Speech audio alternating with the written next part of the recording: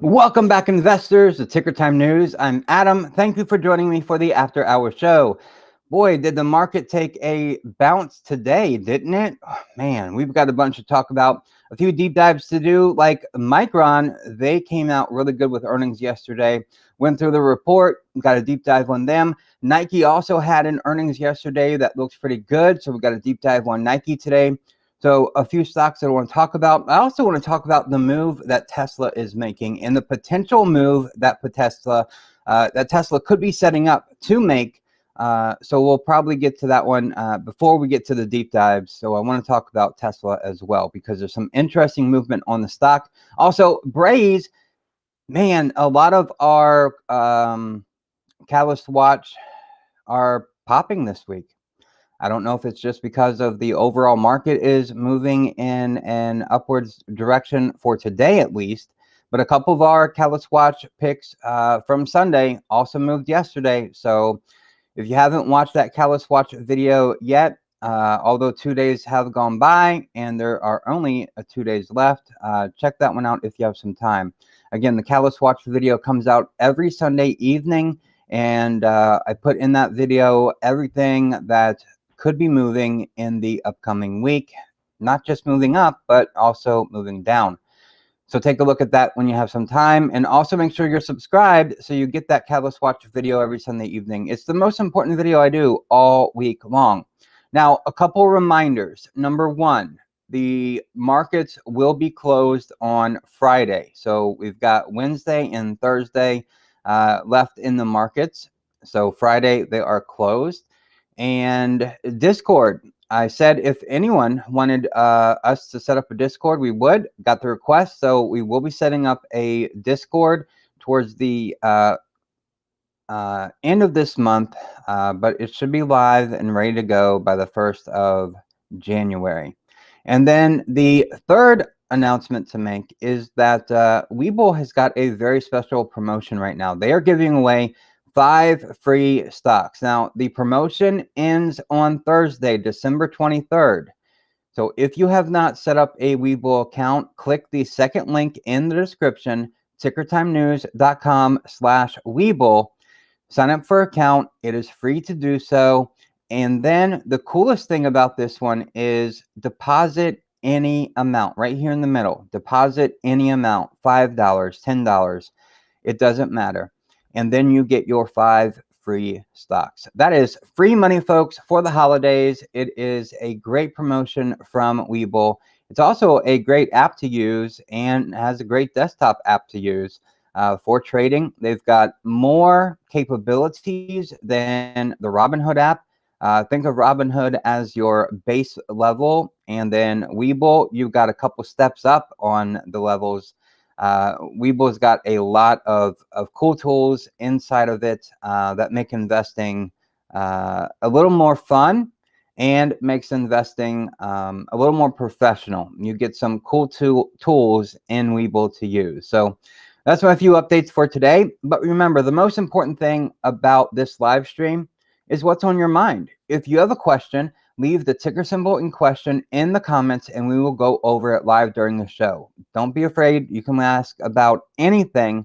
And if I don't know anything about it, I'll say I don't know anything about it. But we'll give our best. We'll look at the charts, we'll look at the fundamentals if we need to, and figure out what is going on. All right, so while you get your questions ready, I'm going to go ahead and just jump right into it, give you my opening monologue, and then we'll go into the stocks that I want to talk about today. But remember, what's on your mind is way more important than any stock that I have lined up to talk about.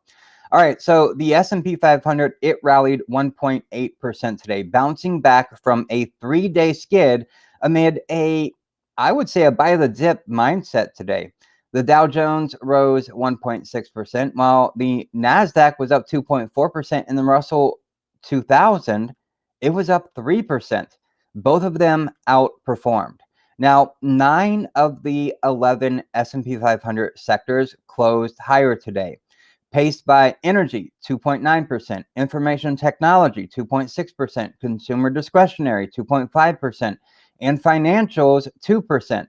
Now, the defensive-oriented utilities and consumer staples, well, they were down in the worst performing. Consumer staples was down 0.1% and utilities was down 0.2%. And again, they were the worst performing sectors, and that's not too bad. Now, there was a shift in sentiment participated by a belief that the market had gotten oversold on a short-term bias and was due for a rebound. Conviction and buying efforts increased as the S&P 500 reclaimed its 50-day moving average. Now, when I hop over here to TradingView, there is a link in the description below for a free account to TradingView. This is the SPX. This is the ticker symbol in TradingView that I use to track the S&P 500. And this is the daily view. So each candle is 1 day. And you can look here at today's green candle. It is up above this blue line here. And this blue line is the 50-day moving average. Now, yesterday we talked about, or I guess I should say in the Catalyst Watch video, I gave a few pointers on how to play this market. And I talked about this high right here that was made last Thursday. This would be a critical level for the S&P 500. Right now, it's very choppy. And choppiness means you can have a green day, and then the very next day, you can lose just what you gained the day before. And then you can have a green day and another red day. That is a dangerous environment for investors because you just never know. You get in 1 day and you could be down the next day, right? And then who knows what the third day is going to produce. Is it going to be red or green? It's almost like a 50-50 coin flip. So this line up here for the S&P 500 at 47.32, if the market were to get up to this level, then I would say we are in a stronger position. We're not so much as choppy as we are right now, okay? And with the S&P 500 being back above that 50-day moving average, and that's at 46.14 right now, that's a very key level. And closing below that level, like we did yesterday, that is a negative in the market. So being above that is positive. It closed above it today. That is also a positive. Now, the mega caps, they enhanced the rally after a later in the day, they really kind of took off. And then they slowed towards the end of the day. So they started the session really good, and then they slowed out throughout the day. Now, the Vanguard Mega Cap Growth ETF, the ticker symbol is MKG. That advanced 2.3% after being up just 0.1% at its low during the session. So a 2.2% move to the upside for the mega cap growth sector. That's really good. Now, Nike, ticker symbol NKE, and Micron, ticker symbol MU, which we will dive into deeper in just a moment. They supported their own case with better than expected earnings report. And the positive reactions carried over to the retail from Nike's earnings and the semiconductor sectors from Micron's earnings. So that, again, were two net positives. So the market really did good today, What's it going to do tomorrow with this choppy environment? Who knows? We could have a red day tomorrow. Now, there were some positives in the news today, like Joe Manchin maybe being back on board for the buyback better. Who knows what he's going to do? Joe Biden came out and talked about the current environment we are in with the virus. And he specifically said that we are not going back to, or we are not in a March 2020 predicament where we're just going to have this big drop off in the market because we're locking down the country. So that was a positive in the news for the market to rally today too. So paying attention to what's going on around you is always important in every aspect of your life, not just investing. So being aware of what's going on in the news outside of the stocks you're invested in, it's important to know. Okay, let's look at Bitcoin because it had a good day today. BTC USD on TradingView. Now, Bitcoin is up 4.49% today. It broke above its 200-day moving average on the chart here. Let me fix this a little bit. There we go. Now let me open this up. On the chart here in this yellow box, we've got the 200-day moving average. And over the past week, maybe a little bit more, it has been bouncing around its 200-day moving average. It's dipped below it the past 3 days in a row. And it's been above it, bouncing off of it. Okay.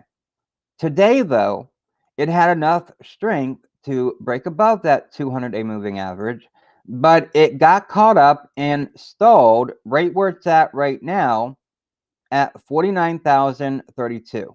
That's where it's at for the moment. Now, the 21-day moving average is at 49,100.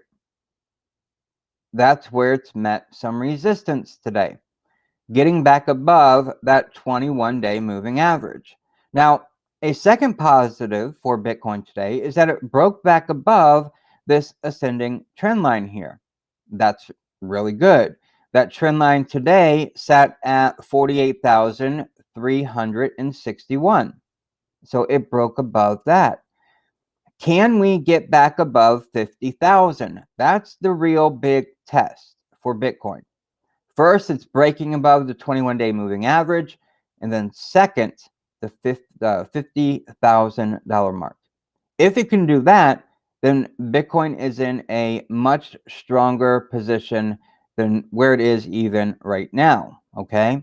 So keep those two areas in mind. Again, that 21-day moving average is 49,100, and then the $50,000 level. Can it break those two barriers? That would be very bullish if it can. All right, Ethereum, ETH, USD. Let that load there for you. All right, Ethereum's up 1.8%. So Bitcoin is outperforming Ethereum today. But Ethereum is back above 4,000. And that's a critical point for Ethereum. It's at 4021 right now. So being back above that, that's wonderful, but it's also running into some resistance here at its ascending trend line, number one, and then number two, the 21-day moving average. Now, that 21-day moving average is at 4087. So we're at 4023 right this second. So not that far off, $60, and it could break above that. Okay, so we're watching that. Now, both Ethereum and Bitcoin, their RSIs, relative strength index, are in the 40s. So it's a bit on the low side, right? Especially when these like to run a bit on the hotter side on the RSI. So that is a potential that we're still seeing weakness in both Bitcoin and Ethereum. So we need some momentum. Maybe today's kicking the can up a little bit can give us some momentum to get started with. That's what we're watching for. Because volume is below average. Like today for Ethereum, we had 131,000. And the average is at 223,000. So getting there, but not quite yet. Nice day today. Glad that it's green. Glad that it's moved up. Positives. All right. Let's just keep positive momentum going. All right. Moving off of Ethereum and Bitcoin. Let's talk about Upstart for a moment. And that ticker symbol is UPST. All right. So Upstart, it outperformed and it reached its lowest level since August at the end of last week. So today's big move of 13.6% is a big deal. Now, if we're looking here, look at this downtrend that it's been in. Since earnings, and let me put a vertical in there for last earnings, it gapped down and out of the trading channel that it was building over the last 90 days. Gap down, fell out of that. Then used the bottom support level as resistance for a few days before finally falling off, okay? It's under its 200-day moving average. It is way, way, way down there, right? So RSI yesterday was at a 25.6, oversold. Today, with that 13.6% run to the upside, the RSI only moved up to a 28.9, so it's still technically oversold. Now, with volume today, it was at 5.5 million, and average volume is 5.8 million. So, again, with Upstart, we had a nice day, and we got a little bit of a start to potential momentum. But again, with the choppiness in the market right this moment, the gains that we saw today could all be erased tomorrow. That's what makes this market so dangerous right now. You just don't know what tomorrow is going to bring. It's not like we're in a confirmed uptrend, and when you're in a confirmed uptrend, you can have a red day and you'll get another green day. You have a red day and then you have 5 green days. A red day, maybe 2 red days, and then 10 green days, because you're in an uptrend. Right now, we are not in an uptrend. We are moving sideways and it's very choppy. So we have to be careful. Nice gains like today in Upstart are wonderful. Anyone who bought the dip today, that's great. You're in the green right now. Just be careful and make sure that you have set a stop loss limit order. That way you're protected in case the market decides to turn red tomorrow, okay? All right, so the next one I want to talk about is Braze. This was in our Catalyst Watch video. The ticker symbol is BRZE. They haven't been public very long, but I said this one was very intriguing and I liked it. Now, it had earnings here yesterday. Now, we talked about their earnings in yesterday's live stream, just the top numbers. It did really good. They were up 17.9% today. Look at where that candle is, all the way up here, right?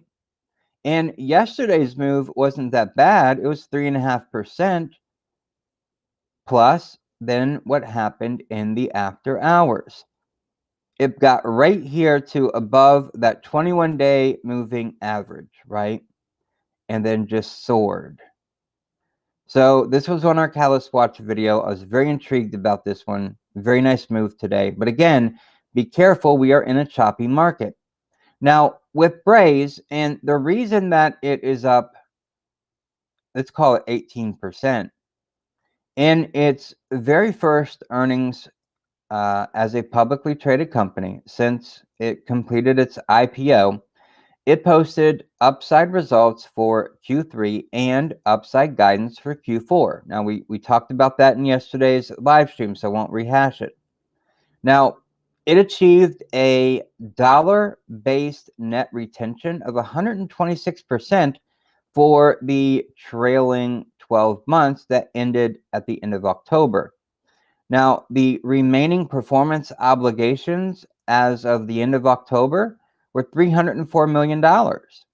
Its total customers increased to 1,247, and that's up from 841 1 year ago. So great earnings from Braze. It looks like we could have a potential nice mover here for this company. Okay, let's talk about Tesla and the chart setup that I see. TSLA. This is important. Now, for Tesla had a beautiful rally, right? It started really right here at the base of the first week of October, and then it just ran up, and it ran up to new all-time highs. And then it was in this falling wedge pattern, and it dipped below its 21-day moving average. It dipped below its 50-day, and there was a possibility that this thing could keep falling. Well, if we talk about the Catalyst Watch video from Sunday, I mentioned a couple things about Tesla. Now, Tesla was up 4.2% today. That's a really nice move. If we look here at volume has been increasing over the past week. Volume has been increasing, but there's been a divergence as the RSI has been declining. So we've got a divergence there between momentum and volume.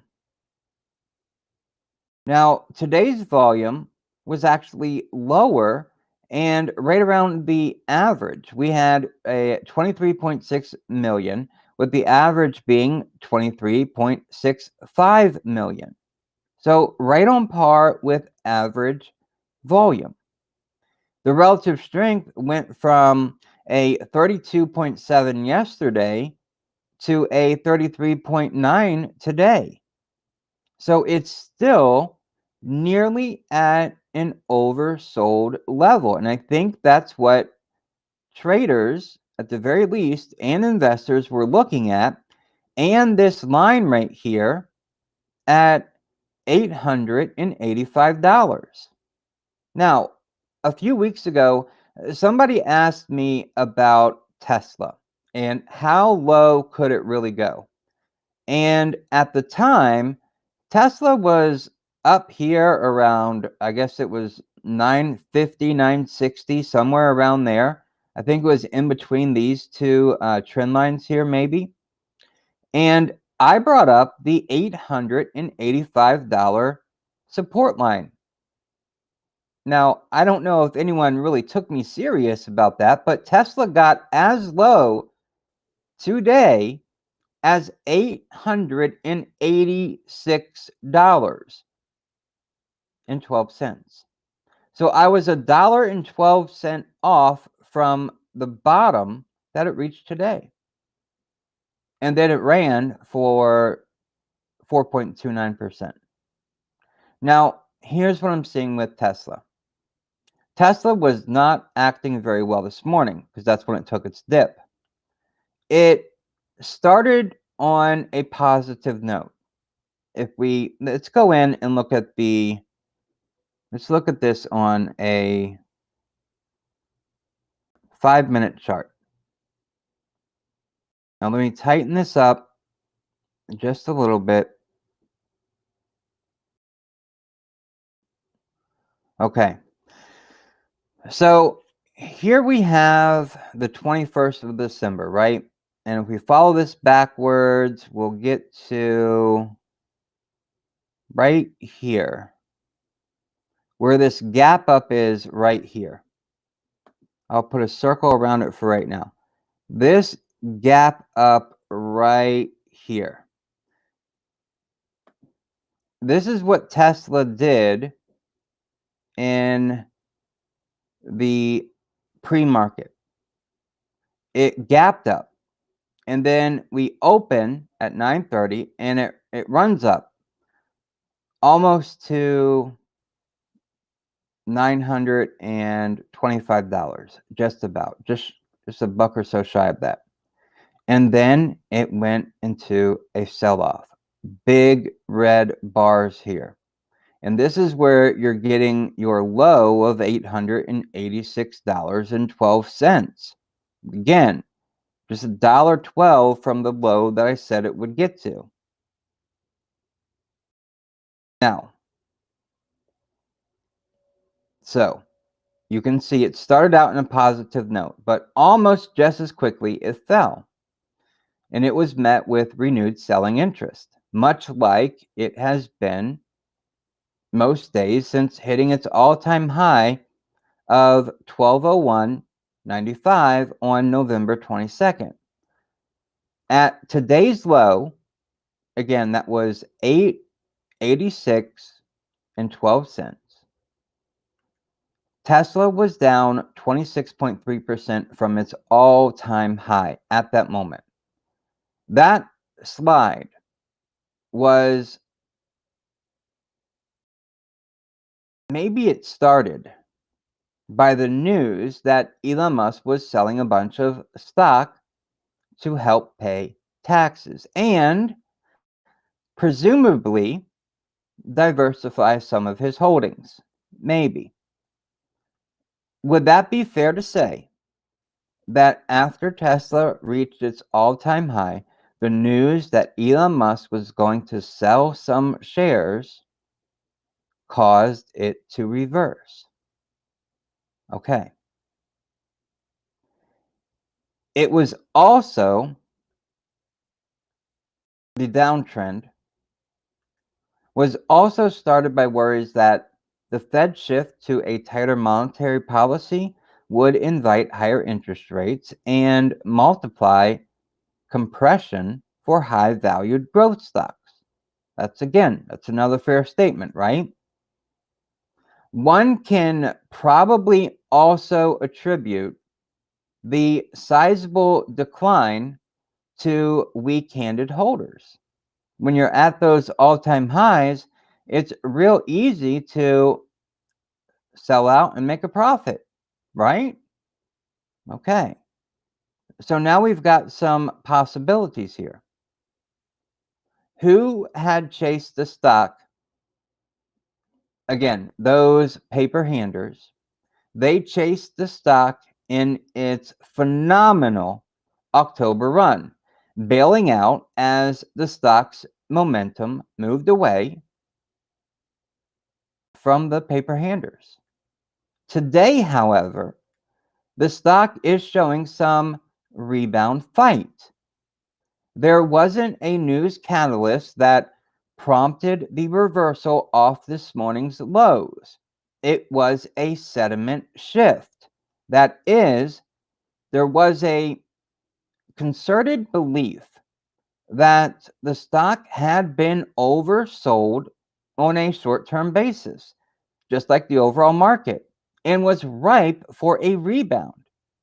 At its low today, Tesla was down 10.9% from its high last Thursday.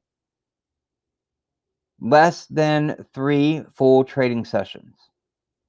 Tesla has work to do to prove that this rebound is more than a one-day wonder, right? It's still well below its 50-day moving average, which is at $1,028. So let me remove that, and let's go back out to the one-day view so we can see this.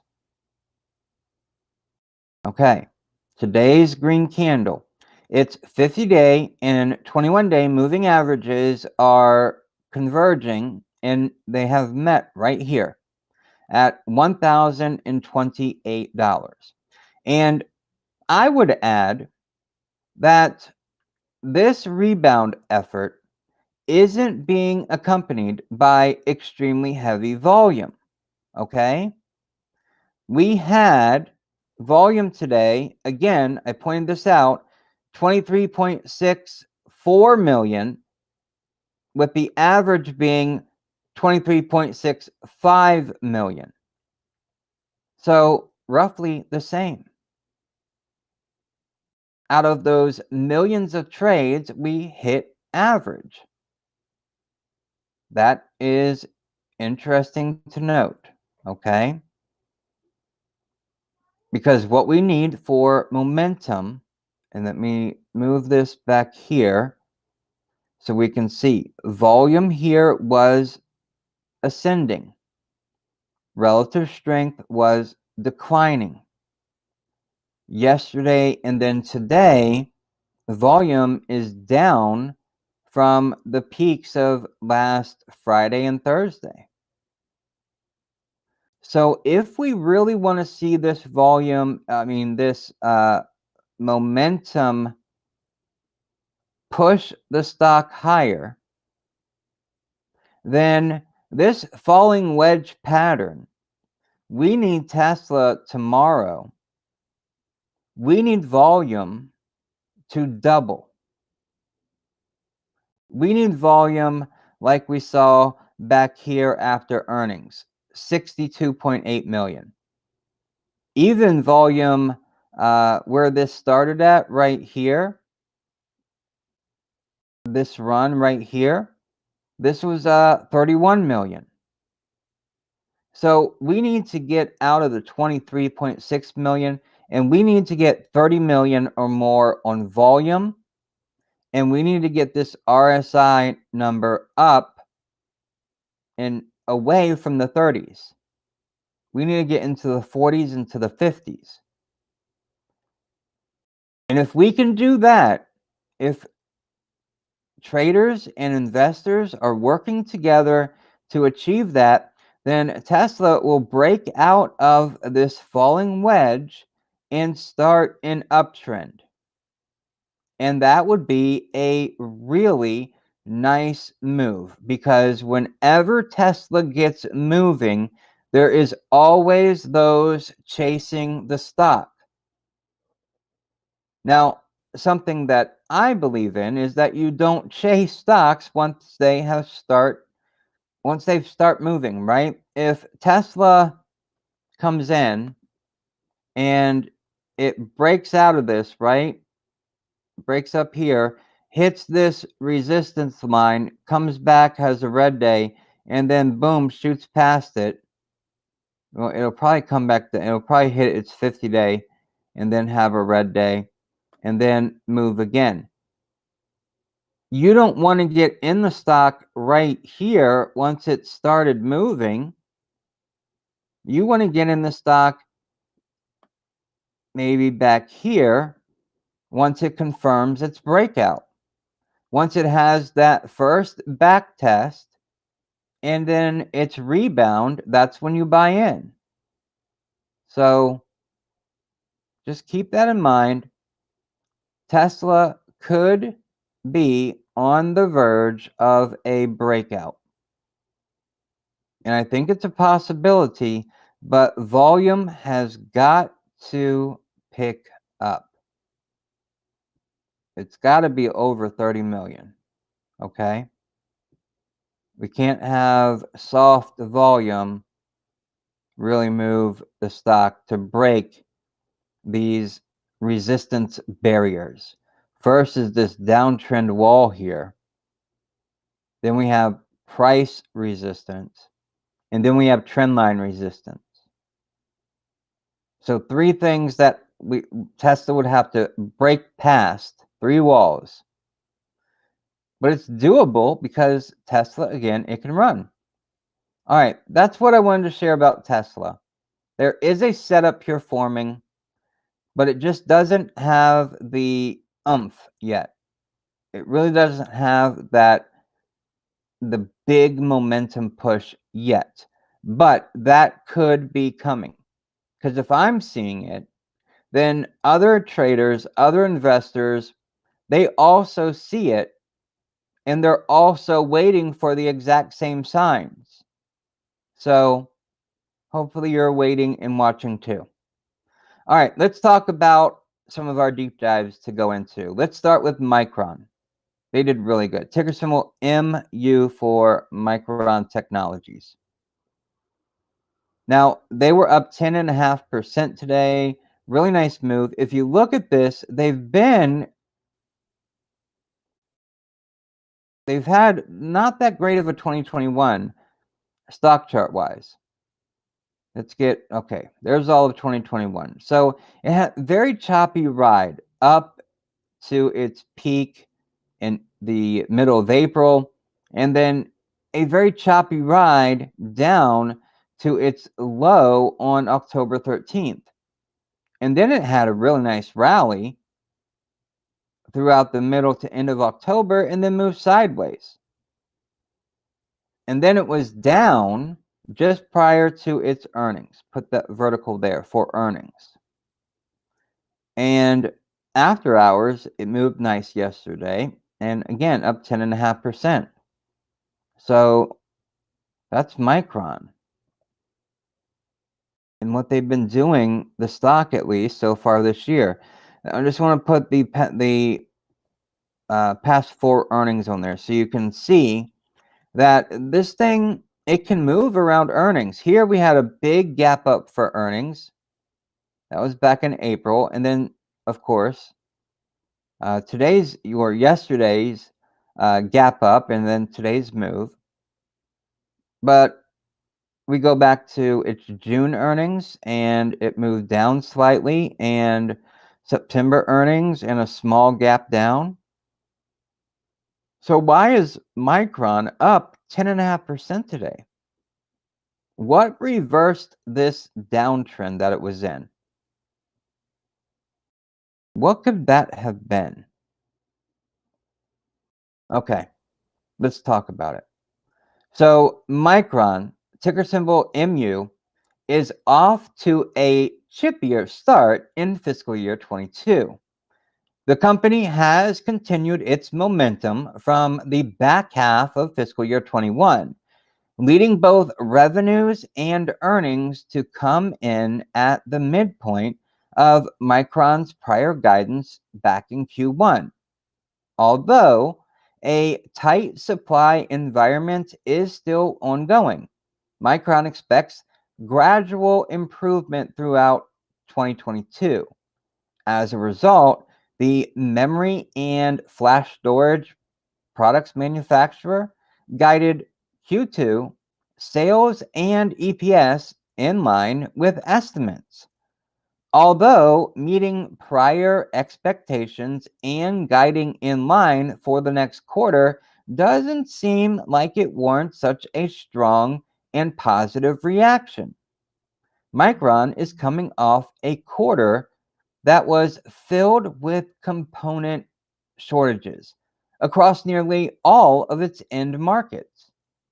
Due to these shortages, Micron guided Q1 revenue about $1 billion below analyst expectations, creating a sell the news reaction in the process. Therefore, after lowering expectations in Q4 back in August, Micron's Q1 results paint a much prettier picture, triggering a heavy sigh of relief from previously concerned investors. Diving further into Q1 results, EPS more than doubled to $2.16 a share, beating estimates slightly. Revenue growth was reminiscent of the past 2 quarters, jumping 33.2% year over year to $7.69 billion, also topping estimates. As expected, sales across most segments fell sequentially in the quarter. Recall that during Micron's Q4 conference call in late September, it predicted that bit shipments would decline in Q1 as it normalized its inventory position and worked with its PC customers as they experienced severely constrained supply chains.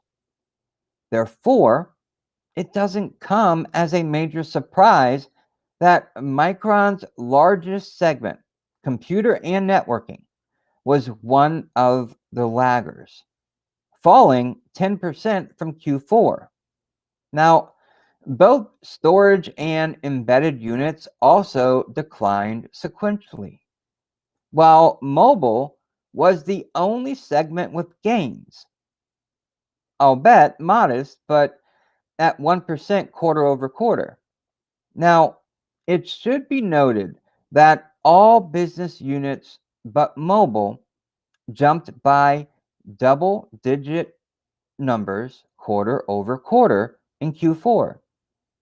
So Micron was up against strong numbers from the previous quarter.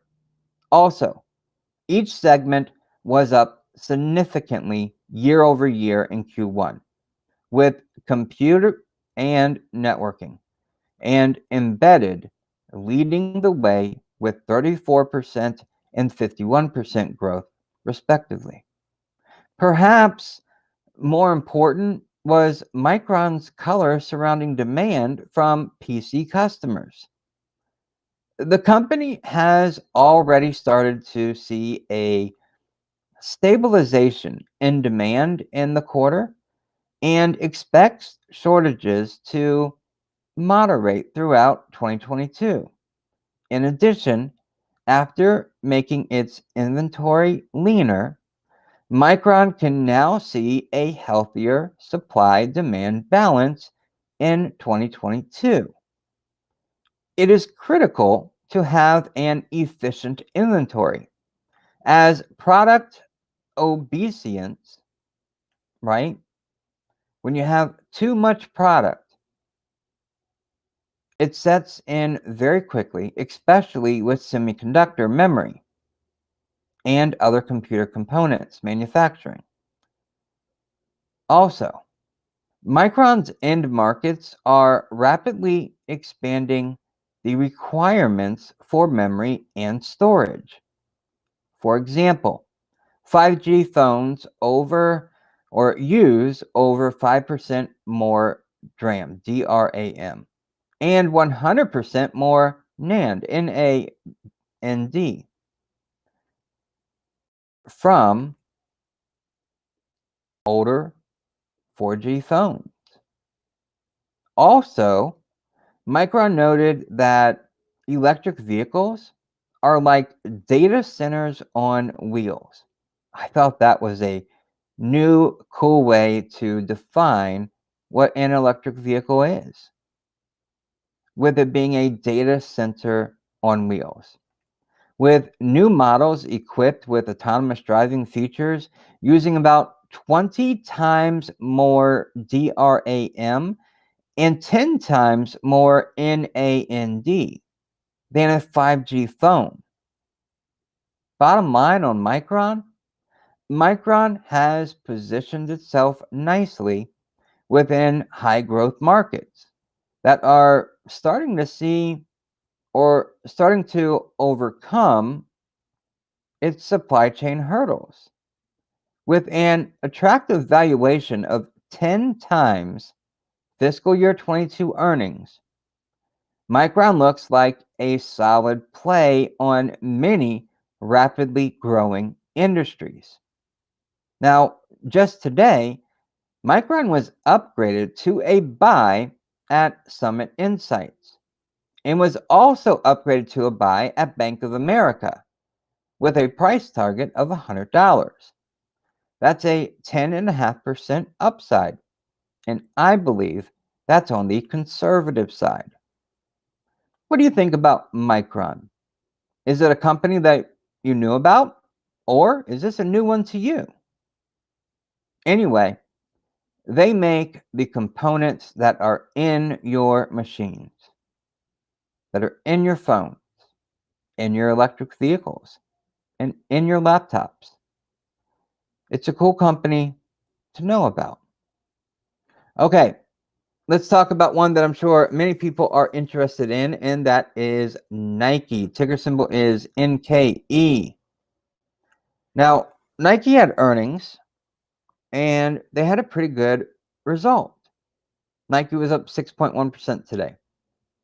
It is flat in after hours. Now, when we talked about Nike here, on the Callus Watch video, I was almost certain that Nike would bounce. Simply because if we go back to last earnings right here, it got down, it gapped down to its 200-day moving average and bounced off that. We go to earnings prior. It actually got below its 200-day moving average, but then snapped right back and then gapped up big time. Okay. So, and we can go back here and look at April 19th. It likes to bounce off that 200-day moving average when it gets that low.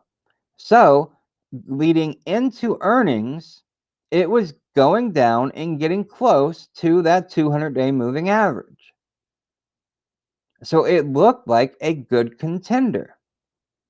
And it was. Nice 6% move. So, with Nike, give me one quick second.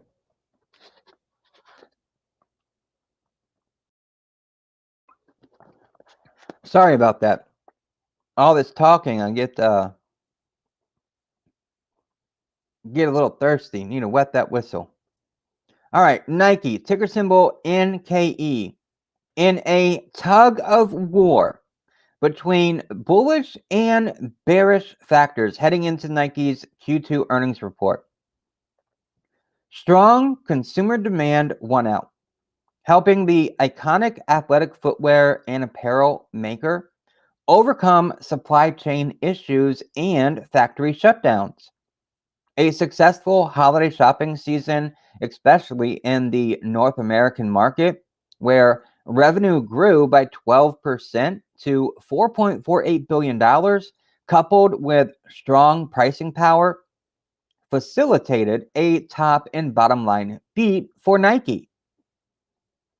Although inventory levels remain very tight due to COVID-related manufacturing bottlenecks in Asia, Nike's strategy to reduce its retail partnership exposure while bolstering its direct-to-consumer channels is easing the pressure.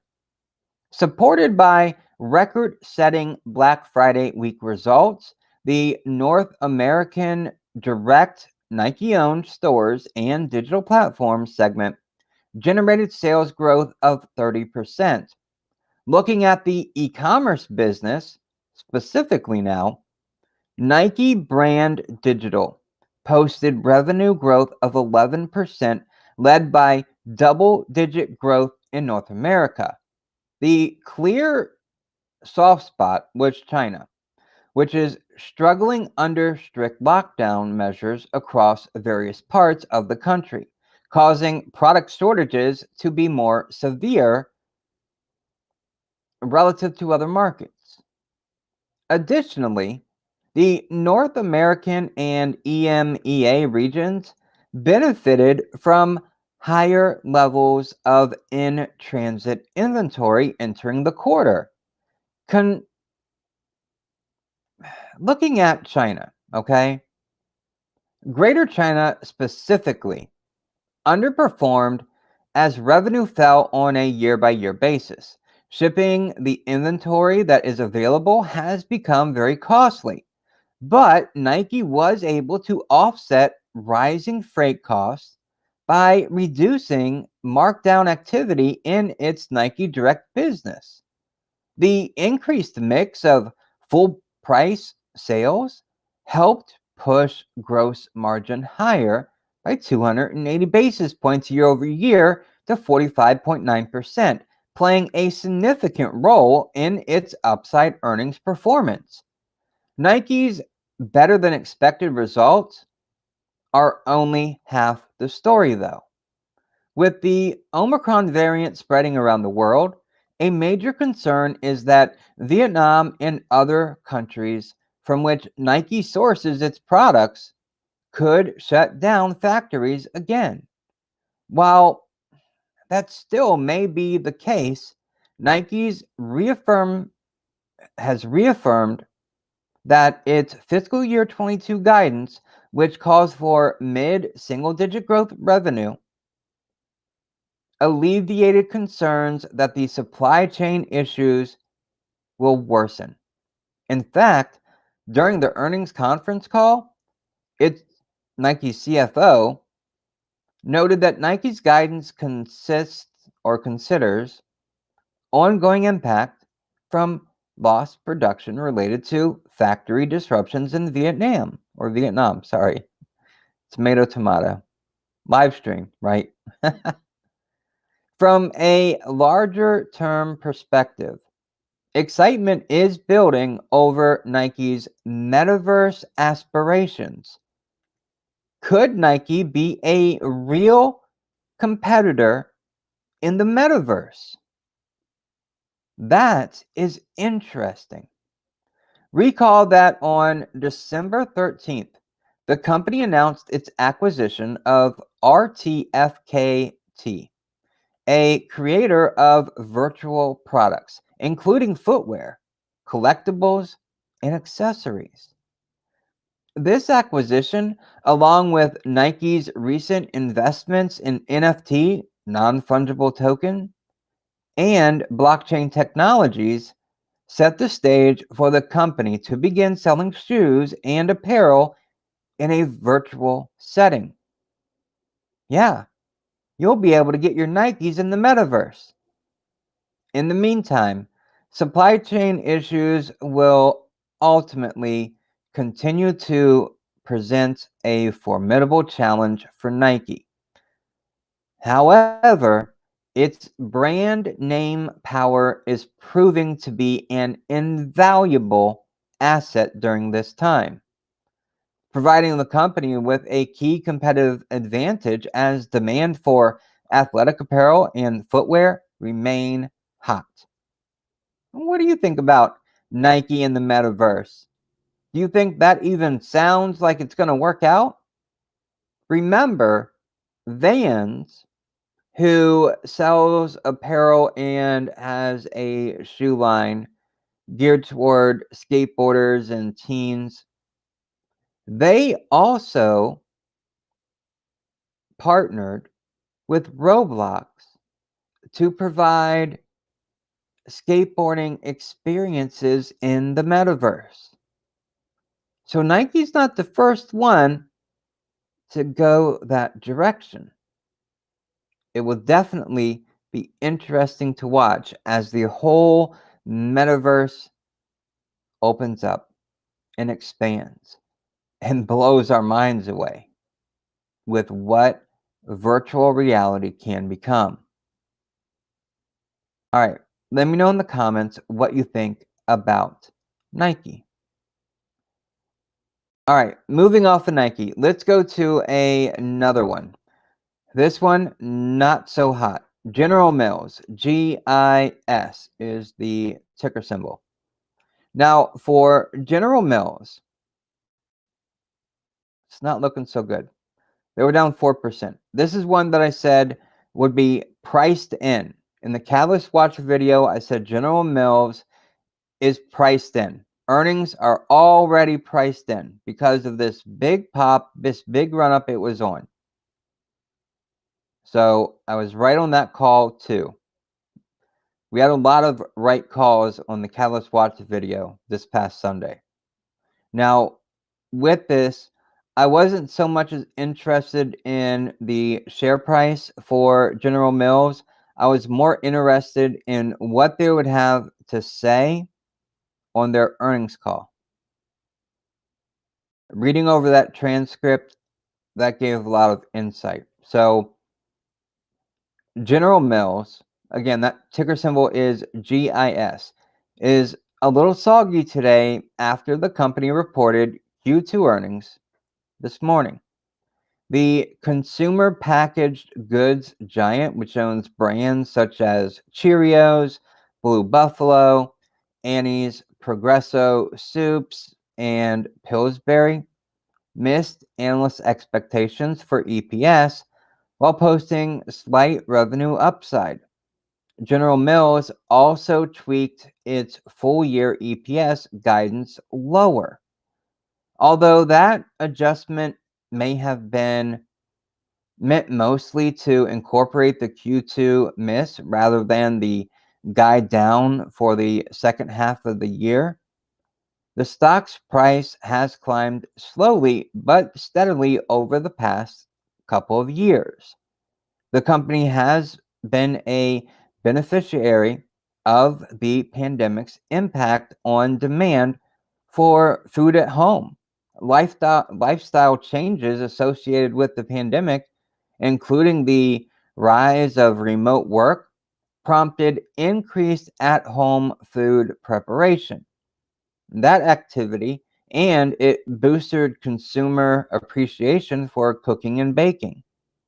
In addition, an increase in the pet population helped its pet food segment.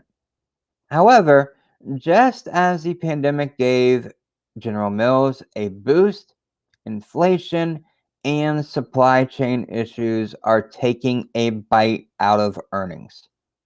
The EPS miss was mostly fueled by what the company describes as an, quote, unprecedented combination of input cost inflation and supply chain disruptions, end quote. In the Catalyst Watch video, I specifically said I wanted to know about input cost and supply chain, and they gave me exactly what I wanted to know. This is, according to General Mills, an unprecedented combination of higher input cost inflation and supply chain disruptions. This led to margin compression in the quarter. Adjusted gross margin, it fell 330 basis points year over year to 32.2%. And adjusted operating margin, it dropped 200 basis points to 16.3%. To compensate, General Mills has been raising prices, but its measures were not enough to avoid the EPS miss. Its North America retail segment struggled a bit. Sales rose just 2% year over year to 2.98 billion. Meanwhile, its pet segment was the star of the show with sales up 29% year over year to 593 million. However, this was boosted by a pet treats acquisition that closed on July 6th.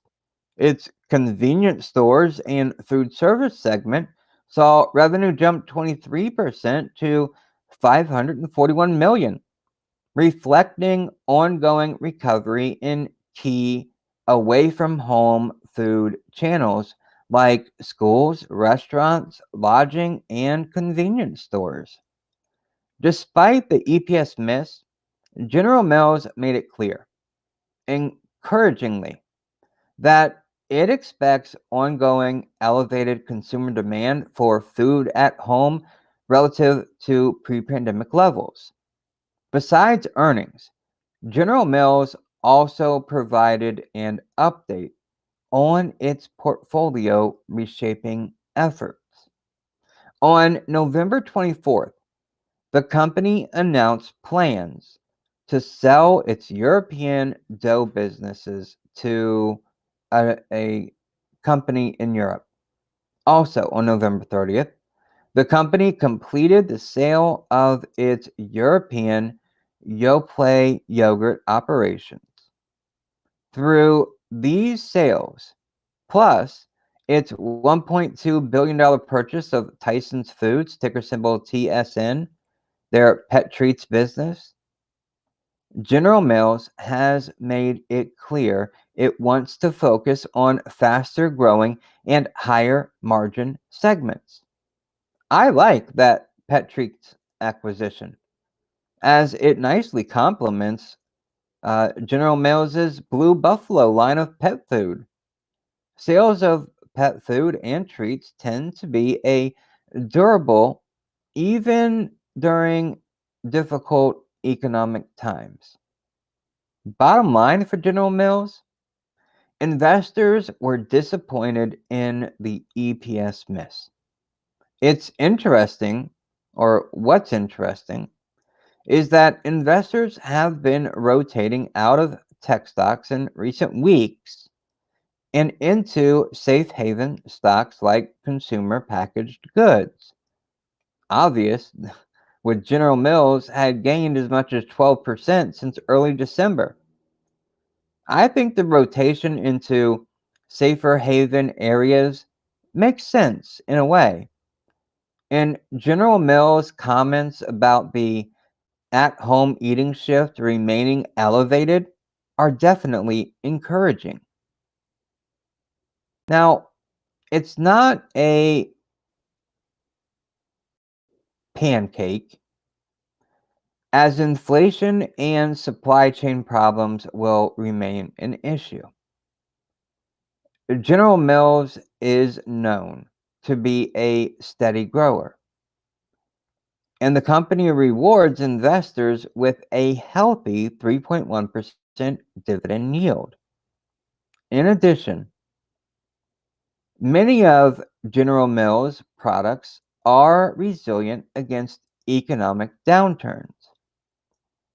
I remain slightly concerned about rising inflation, but I think that the defensive nature of the company's products, its price increases, and its shift into growth margin or higher growth and higher margin areas like pet food and treats should help it mitigate those rising inflation concerns. But let me know what you think. Does General Mills have a chance as a defensive stock in potentially an upcoming economic downturn? I don't know, but it is an interesting thought. All right, we have reached the point of the video where I want to talk about what catalyst could we expect for tomorrow.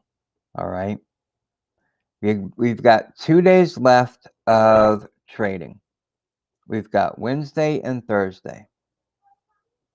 And then we have a break because the markets are closed Friday. First up, CarMax, KMX. They report earnings tomorrow. Now, I talked about them in the Catalyst Watch video, so I'm not going to rehash too many details about it. It was up nearly 4% today. If you include their move in after hours, they were up over 4%.